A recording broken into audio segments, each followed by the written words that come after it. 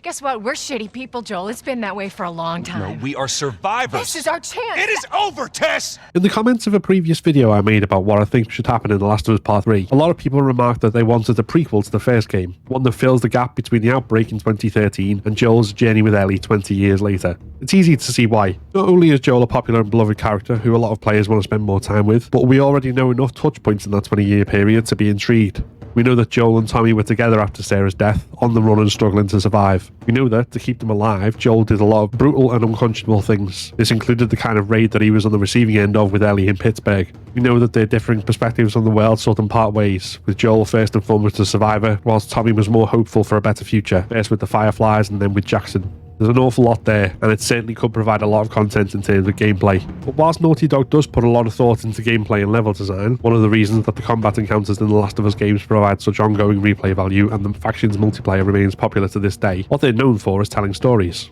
That's why I not only don't think a prequel is likely, but also don't think it would be as worthwhile as people might hope. I could be wrong on this, and we could get a brutal slobber knocker of a game that takes Joel from a grieving father fleeing Texas to a hardened smuggler in Boston. But do we need it? At their core, both The Last of Us and The Last of Us Part 2 offer us hope. Just as Joel learns to find value in human connections and empathy again with Ellie, so Abby and Ellie learn that when faced with heartrending loss, repaying that on those who hurt us brings no peace, and it's in finding something to fight for that we might rediscover the light. I struggled for a long time with surviving.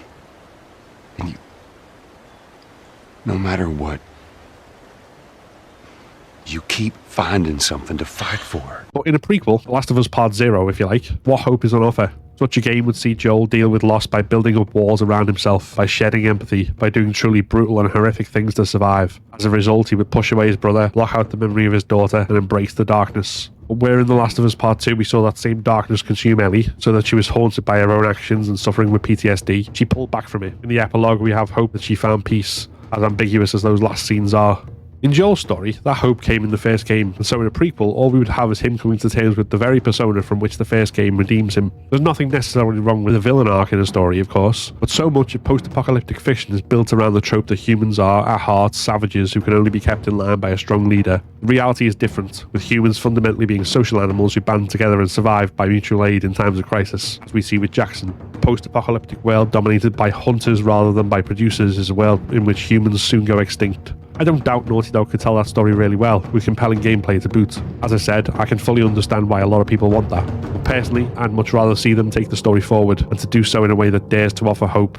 I want to know what you think. Let me know in the comments. If you're eager for a prequel to revisit Joel's past, what would you want to see in that game and that story? If you enjoyed this video, then give it a like and consider subscribing to keep up to date with all my content. Like the video that just popped up, which YouTube thinks you should watch next. Check out the link in the description to my Patreon to support the channel directly and get perks like shoutouts and early access to videos. Thanks for watching and see you next time.